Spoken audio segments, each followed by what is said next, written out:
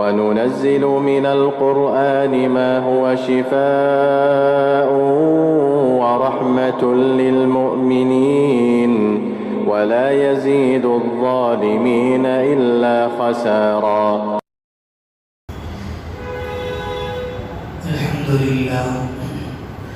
الحمد لله نحمده ونستعينه ونستغفره ونؤمن به ونتوكل عليه ونعوذ بالله من شرور أنفسنا ومن سيئات أعمالنا. من يهده الله فلا مضل له ومن يضلله فلا هادي له. ونشهد أن لا إله إلا الله وحده لا شريك له. ونشهد أن سيدنا ونبينا ومولانا محمدا عبده ورسوله. أما بعد فأعوذ بالله من الشيطان الرجيم. بسم الله الرحمن الرحيم. قل هو الله أحد الله الصمد لم يلد ولم يولد ولم يكن له كفوا أحد. صدق الله العظيم. معزز سامعین کرام، بزرگان دین، نوجوانان ملت، اللہ کے نام سے شروع کرتا ہوں جو بڑا مہربان نہایت رحم کرنے والا ہے. درود و سلام نازل ہو میرے اور آپ کے آقا جناب محمد رسول اللہ صلی اللہ علیہ وسلم پر. گزشتہ اتوار 12 ربیع الاول کی وجہ سے سیرت کے عنوان پر گفتگو ہوئی تھی. اس سے پہلے اتوار سورۃ اللہب پر ہم نے بات کی. سورۃ اللہب کی تفسیر ہوئی. آج سورۃ الاخلاص کی تفسیر ہے. حضرت اس سورت کے نازل ہونے کا سبب کیا تھا؟ مشرکین مکہ نے پیارے نبی صلی اللہ علیہ وسلم کے پاس آئے اور آ کر عرض کرنے لگے، کہنے لگے کہ تم جس خدا کی طرف ہمیں بلاتے ہو اس کا نسب کیا ہے، اس کا خاندان کیا ہے، کس قبیلے سے تعلق رکھتا ہے، کس چیز سے بنا ہے، کیا سونے سے بنا ہوا ہے یا چاندی سے بنا ہوا ہے یا پیتل سے بنا ہوا ہے یا لکڑی سے بنا ہوا ہے، پتھر سے بنا ہوا ہے، کس چیز سے بنا ہوا ہے، تمہارے خدا کی حقیقت کیا ہے، کیفیت کیا ہے. مشرکین مکہ نے پیارے نبی صلی اللہ علیہ وسلم سے یہ سوال کیا. اللہ تبارک و تعالیٰ نے اس وقت میں سورۃ الاخلاص کی نازل فرمائی. اس وقت میں سورۃ الاخلاص نازل ہوا. حضرت اس سورت کے تفسیر سے پہلے اس سورت کے چند فضائل ہیں، آپ حضرات ملاحظہ فرما لیں. اس سورت کی فضیلت یہ ہے، سیدنا حضرت ابو ہریرہ رضی اللہ عنہ فرماتے ہیں کہ پیارے نبی صلی اللہ علیہ وسلم ایک مرتبہ لوگوں سے فرمایا کہ سب جمع ہو جاؤ. جتنے صحابہ جمع ہونا تھا سب جمع ہو گئے. اس کے بعد اللہ کے نبی صلی اللہ علیہ وسلم نے فرمایا میں تمہیں 1/3 قرآن سناؤں گا، یعنی 1/3 قرآن. ثواب میں 1/3 قرآن کو میں سناؤں گا. پیارے نبی صلی اللہ علیہ وسلم نے صحابہ کے سامنے سورۃ الاخلاص کی تلاوت فرمائی اور فرمایا کہ 1/3 کے برابر ثواب رکھتا ہے. اسی طرح سے ابی بن کعب رضی اللہ عنہ کہتے ہیں یہی مشرکین مکہ نے جو اللہ کے نبی صلی اللہ علیہ وسلم سے پوچھا تھا کہ جس خدا کو تم مانتے ہو اس کی کیفیت کیا تھی، اس کے تحت میں یہ تمام فضائل کو بیان کیا جاتا ہے. ایک اور حدیث میں پیارے نبی صلی اللہ علیہ وسلم نے فرمایا جو شخص صبح یا شام میں سورۃ الاخلاص یعنی قل هو اللہ احد والی سورت اور معوذتین قل اعوذ برب الفلق اور قل اعوذ برب الناس، یہ دونوں سورتوں کو معوذتین کہتے ہیں۔ لہذا جو شخص صبح میں سورۃ الاخلاص اور سورۃ الفلق اور سورۃ الناس پڑھے گا، یہ اس کے لیے کافی ہے۔ ہر چیز سے حفاظت کے لیے اس کے لیے کافی ہے، ہر بلا سے، ہر مصیبت سے، ہر پریشانی سے بچنے کے لیے یہ 3 سورتیں اس کے لیے کافی ہیں۔ پیارے نبی صلی اللہ علیہ وسلم نے فرمایا۔ ایک اور حدیث میں اللہ کے نبی صلی اللہ علیہ وسلم نے فرمایا، میں تم کو ایسی 3 سورتیں بتاتا ہوں جو تورات، انجیل، زبور اور قرآن مجید 4 آسمانی کتابوں میں اتاری گئی ہیں۔ پیارے نبی نے فرمایا یہ سورۃ الاخلاص ہے۔ سورۃ الاخلاص انجیل کے اندر بھی موجود ہے، زبور کے اندر بھی موجود ہے، اور اسی طرح سے تورات کے اندر بھی موجود ہے اور قرآن مجید کے اندر بھی موجود ہے۔ پیارے نبی صلی اللہ علیہ وسلم نے فرمایا کہ اس سورت کے اندر 4 الفاظ ایسے ہیں، ایک ہے احد، دوسرا ہے صمد، تیسرا ہے لم یلد ولم یولد ولم یکن لہ کفوا احد۔ یہ 4 الفاظ بہت زیادہ ضرورت ہے، اس کی بہت زیادہ اہمیت ہے، بہت امپورٹنٹ ہے۔ یہ 4 الفاظ اگر کوئی اپنے دعا کے اندر استعمال کرے گا، اللہ تبارک و تعالیٰ اس کی دعا کو ضرور قبول کر کے رہتے ہیں۔ پیارے نبی صلی اللہ علیہ وسلم نے ایک مرتبہ مسجد نبوی میں حاضر ہوئے، دیکھا کہ ایک شخص نماز پڑھ رہا ہے۔ نماز پڑھ کر اس نے دعا کی، اور دعا کے اندر یہ الفاظ احد، صمد، لم یلد ولم یولد، یہ 4 الفاظوں کا تذکرہ کر کے وہ دعا مانگ رہا ہے۔ اللہ کے نبی نے فرمایا، اس ذات کی قسم جس کے قبضہ قدرت میں میری جان ہے، اللہ تبارک و تعالیٰ نے اس کی دعا کو ضرور قبول فرمایا ہے۔ حضرت ان آیتوں اور ان سورتوں کی فضیلتوں کو میں نے اس لیے آپ حضرات کے سامنے بیان کر رہا ہوں، اور آخری چھوٹی چھوٹی سورتوں کی تفسیر اس لیے میں ہر اتوار کے دن بعد نماز مغرب آپ کے سامنے ایک ایک سورت کو پیش کر رہا ہوں، اس لیے کہ ہم لوگ جو نماز پڑھتے ہیں، نمازوں کے اندر اکثر یہی سورتیں پڑھتے ہیں، سنتوں میں، نوافل میں چھوٹی چھوٹی سورتیں۔ اگر ہم لوگ ان چھوٹی چھوٹی سورتوں کے تفاسیر کو، تراجم کو، معنی کو، مفہوم کو اگر سمجھ لیں گے تو ہم لوگ جو نماز میں سورت پڑھتے ہیں تو سمجھ کر اگر ہم لوگ پڑھیں گے تو اللہ تبارک و تعالیٰ کے سامنے قرآن جب بھی پڑھتے ہیں، جب آپ کا امام پڑھتا ہے یا آپ خود نماز میں پڑھتے ہیں، تو نماز کے اندر ایک اخلاص، للہیت، خلوص پیدا ہوگی، خشوع و خضوع پیدا ہوگا۔ لہذا اب سورت کی جو آیتیں ہیں، قل هو اللہ احد، اے پیغمبر صلی اللہ علیہ وسلم آپ کہہ دیجئے کہ اللہ تبارک و تعالی ہر لحاظ سے ایک ہے، ہر اینگل سے ایک ہے، ہر طرح سے اللہ تبارک و تعالی ایک ہے، یکتا ہے، ہمیشہ سے ہے اور ہمیشہ رہے گا۔ اس آیت کے اندر اللہ تبارک و تعالی نے قل فرمایا، اے پیغمبر صلی اللہ علیہ وسلم آپ کہہ دیجئے۔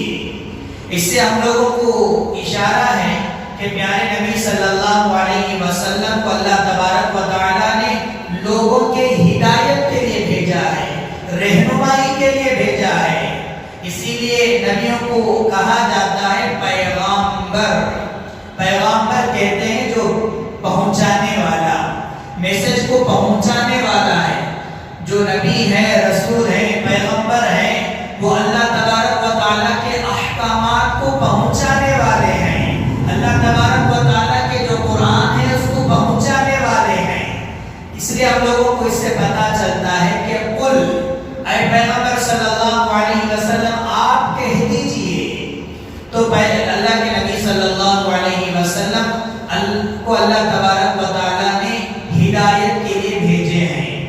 اس کے بعد هو اللہ احد، قل هو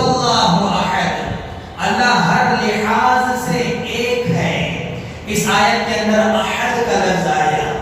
احد کے معنی ہیں ایگزیکٹلی اگر کہا جائے تو اردو میں اس کے کوئی معنی مفاہیم نہیں ملتے ہیں.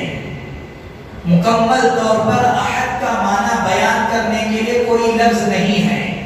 اسی لیے عربی میں کہا جاتا ہے کہ احد کے معنی ایک واحد کے آتا ہے، اور اسی طرح احد یہ دو لفظ اس کا معنی ہو سکتا ہے. اللہ تبارک و تعالیٰ نے یہاں پر واحد نہیں فرمایا بلکہ احد فرمایا. قل هو اللہ احد فرمایا، قل هو اللہ واحد نہیں فرمایا. اس لیے کہ احد ہر اعتبار سے، ہر لحاظ سے پاک ہے، ہر اینگل سے پاک ہے. اللہ ایک ہے، اس کے ساتھ کوئی شریک نہیں. اللہ تبارک و تعالیٰ کی صفات میں کوئی شریک نہیں ہے. اللہ ایک ہے یعنی اس کی کوئی اولاد نہیں. اللہ ایک ہے، اس کی کوئی بیوی نہیں. اللہ ایک ہے، اس کے کوئی رشتہ دار نہیں.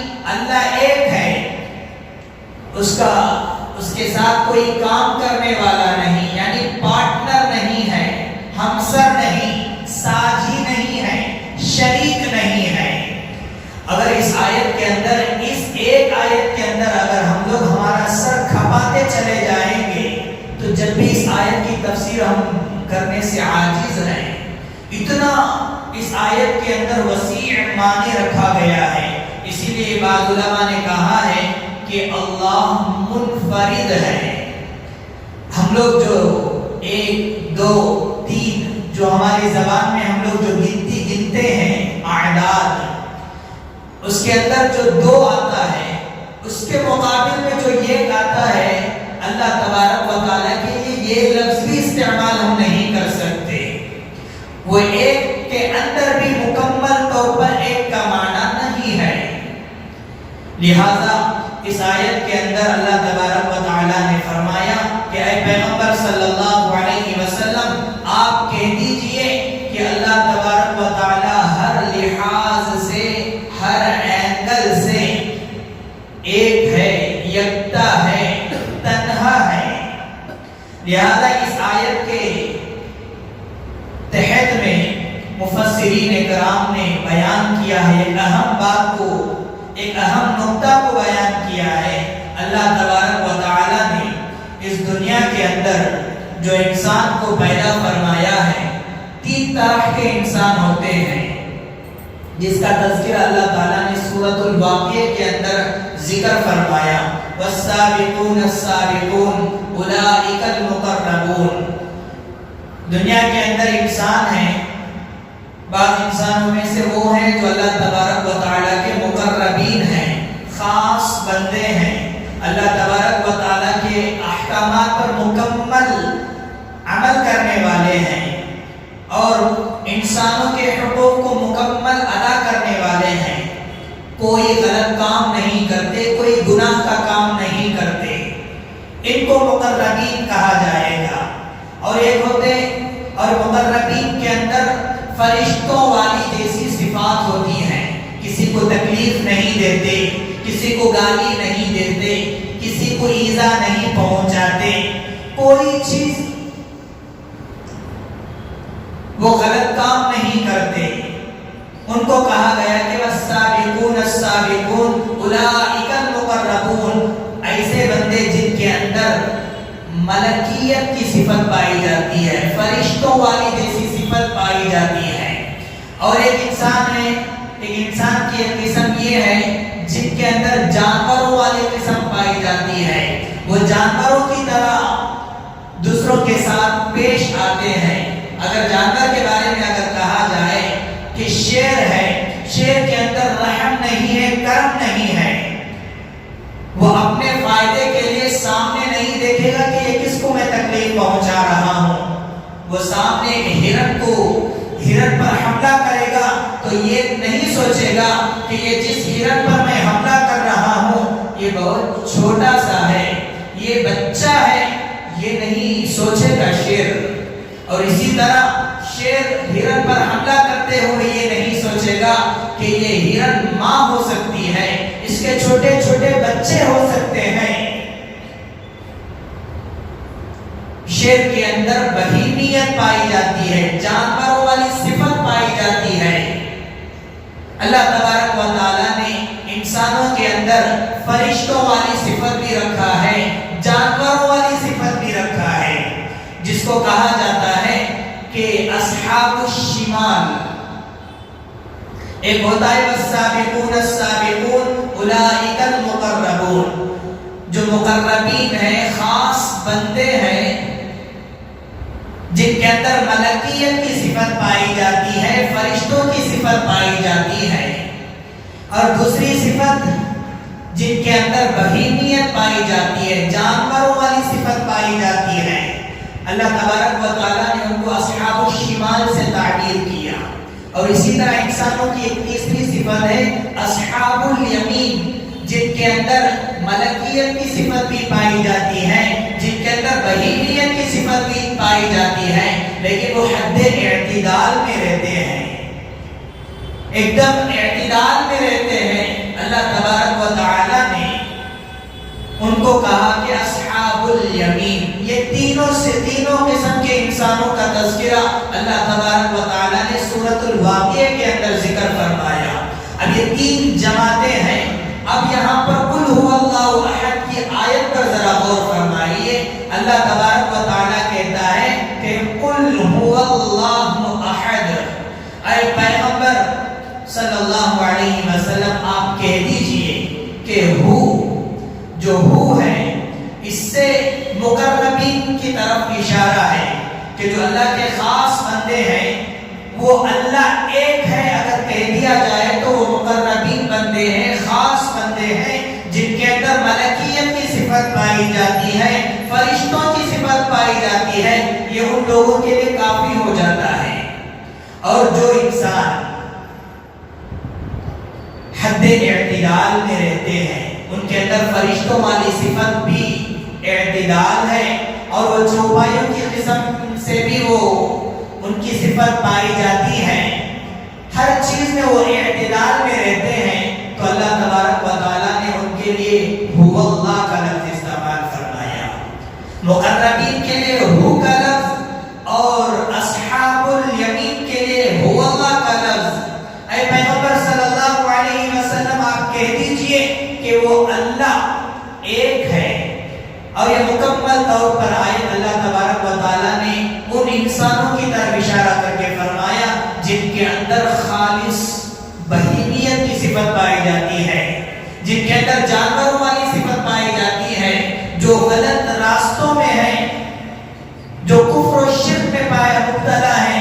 اللہ تبارک و تعالیٰ نے ان لوگوں کی طرف اشارہ کر کے فرمایا کہ اے پیغمبر صلی اللہ علیہ وسلم آپ کہہ دیجئے کہ اللہ تبارک و تعالیٰ ایک ہے۔ اس ایک آیت کے اندر مفسرین نے کتنی لمبی باتیں، کتنی اہم باتیں بیان کی ہیں، اور اسی طرح سے حضرات اس کے بعد کی جو آیت ہے قل هو اللہ احد اللہ الصمد، اللہ تبارک و تعالی بے نیاز ہے۔ یہ صمد کے لفظ بھی، صمد کے معنی بھی اردو زبان میں ایگزیکٹ بیان کرنے کے لیے کوئی معنی نہیں ہے، اسی لیے کہا جاتا ہے کہ اللہ الصمد، اللہ تبارک و تعالی کسی کا محتاج نہیں ہے، ہر انسان اس کے محتاج ہے، پیغمبر اس کے محتاج ہیں، اور اسی طرح اولیاء اکرام ان کے محتاج ہیں، تمام انسان اللہ تبارک و تعالی کے محتاج ہیں، اللہ تبارک و تعالی کسی کا محتاج نہیں ہے۔ ہر مشکل کو دور کرنے والی ذات اللہ تبارک و تعالی کی ذات ہے، ہر پریشانی کو دور کرنے والی ذات اللہ تبارک و تعالی کی ذات ہے۔ اللہ الصمد، اللہ تبارک و تعالی کسی کا محتاج نہیں ہے بلکہ سب اس کے محتاج ہیں۔ اور اسی طرح اس کے بعد کی آیت میں اللہ نے فرمایا کہ لم یلد ولم یولد، لم یلد، اللہ تبارک و تعالی کسی کا اولاد، کسی کے اولاد نہیں ہے، کسی کے بچے نہیں ہیں، اور اللہ تبارک و تعالی سے بھی کوئی بچہ نہیں ہے۔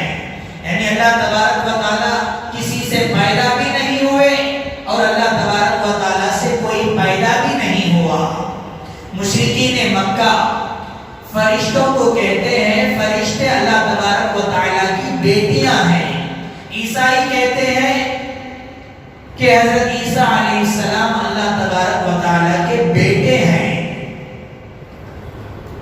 اور اسی طرح عیسائی کہتے ہیں کہ حضرت مریم علیہ السلام اللہ تبارک و تعالیٰ کے بیوی ہیں۔ اللہ تبارک و تعالیٰ نے ان لوگوں کو غلط قرار دیا، ان لوگوں کو یہ پیغام دیا کہ لم یلد ولم یولد، نہ اس کی کوئی اولاد ہے نہ وہ کسی کی اولاد ہے۔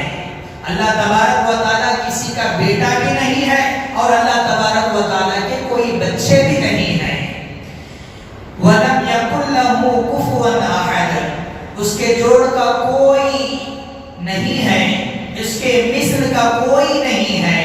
کفو کہتے ہیں مثل یعنی جیسا، ہماری زبان میں کہتے ہیں سکا، اس کے سکا کوئی نہیں ہے، اس کے جیسا کوئی نہیں ہے۔ اللہ تبارک و تعالیٰ کہتا ہے کہ وَلَمْ يَكُنْ لَهُ كُفُوًا أَحَدٌ، اس کے جوڑ کا کوئی نہیں ہے، اللہ کے جیسا کوئی نہیں ہے، اللہ کے مثل کوئی نہیں ہے۔ پہلی آیت میں اللہ تبارک و تعالیٰ نے ان لوگوں کو غلط قرار دیا جو ایک سے زیادہ خدا کو مانتے ہیں۔ قُلْ هُوَ اللَّهُ أَحَدٌ، اللہ تبارک و تعالیٰ ہر اعتبار سے ہر لحاظ سے ایک ہے۔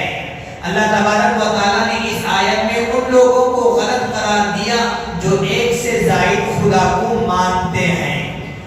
اللہ الصمد، اور اللہ تبارک و تعالیٰ نے دوسری آیت میں ان لوگوں کو غلط قرار دیا جو اللہ کے سوا کسی کو مشکل کشا مانتے ہیں، یعنی ہمارے مصیبتوں کو دور کرنے والی ذات وہ ہیں۔ اللہ کے علاوہ بہت سارے لوگ مزاروں کے پاس جا کر اپنا قصہ بیان کرتے ہیں، اپنے مسائل کو بیان کرتے ہیں، اس لیے کہ مزار میں رہنے والے اولیاء ہماری مشکلوں کو دور کریں گے، ہمارے حاجتوں کو پورا کریں گے۔ جو بے اولاد ہیں ان کے پاس جا کر اولاد مانگتے ہیں۔ اللہ تبارک و تعالیٰ اس سے کہتا ہے کہ اللہ الصمد، اللہ بے نیاز ہے، ہر انسان اس کے محتاج ہے، اللہ کسی کے محتاج نہیں ہے۔ دوسری آیت میں اللہ تبارک و تعالیٰ نے ان لوگوں کو غلط قرار دیا جو اللہ کے سوا کسی کو مشکل کشا مانتے ہیں، حاجت روا مانتے ہیں۔ تیسری آیت میں لم یلد ولم یولد، تیسری آیت میں اللہ تبارک و تعالیٰ نے ان لوگوں کو غلط قرار دیا جو اللہ کے لیے اولاد مانتے ہیں کہ اللہ تبارک و تعالیٰ کے اولاد ہیں۔ عیسیٰ علیہ السلام اللہ کے بیٹے ہیں، مریم علیہ السلام اللہ کے بیوی ہیں۔ مشرکین مکہ کہتے ہیں کہ فرشتے اللہ کی بیٹیاں ہیں۔ تیسری آیت سے اللہ تبارک و تعالیٰ نے ان تمام لوگوں کو غلط قرار دیا جو اللہ تبارک و تعالیٰ کو اولاد مانتے ہیں۔ وَلَمْ يَكُنْ لَهُ كُفُوًا أَحَدٌ، چوتھی آیت میں اللہ تبارک و تعالیٰ نے ان لوگوں کو غلط قرار دیا جو اللہ کی صفات میں دوسروں کو داخل کرتے ہیں۔ اللہ تبارک و تعالیٰ کی صفات میں صفات کو دوسروں کے اندر مانتے ہیں کہ اللہ کی صفات جیسی دوسروں کے اندر یہ صفت پائی جاتی ہے۔ بارش برسانے والی ذات اللہ کی ہے، لیکن اگر ہم دوسروں کے پاس جا کر بارش برسانے والی ذات فلاں ہے، ہماری مشکل کو دور کرنے والی ذات فلاں ہے، اولاد دینے والی ذات فلاں ہے، اگر اللہ تبارک و تعالیٰ کے مثل اگر جو لوگ شریک ٹھہراتے ہیں، اللہ کے ساتھ کسی کو شریک ٹھہراتے ہیں، چوتھی آیت میں اللہ تبارک و تعالیٰ نے ان لوگوں کو غلط قرار دیا ہے۔ یہ مکمل 4 آیتیں ہیں۔ ان 4 آیتوں میں بھی اللہ تبارک و تعالیٰ نے الگ الگ باتیں، الگ الگ لوگوں کو یہ پیغام دیا ہے کہ اللہ تبارک و تعالیٰ ہر لحاظ سے ایک ہے۔ اللہ تبارک و تعالیٰ کسی کا محتاج نہیں، سب اس کے محتاج ہیں، اور اللہ تبارک و تعالیٰ نہ کسی کے اولاد ہے، نہ اللہ تبارک و تعالیٰ سے کوئی اولاد ہے۔ وَلَمْ يَكُنْ لَهُ كُفُوًا أَحَدٌ، اور اللہ تبارک و تعالیٰ کے کوئی جوڑ نہیں ہے، اس کا کوئی شریک نہیں ہے۔ اللہ تبارک و تعالیٰ سے دعا فرمائیں کہ اللہ تبارک تبارک و تعالی ہم تمام کو سورۃ الاخلاص کو سمجھ کر زندگی گزارنے کی توفیق نصیب فرمائیں. آمین. وآخر دعوانا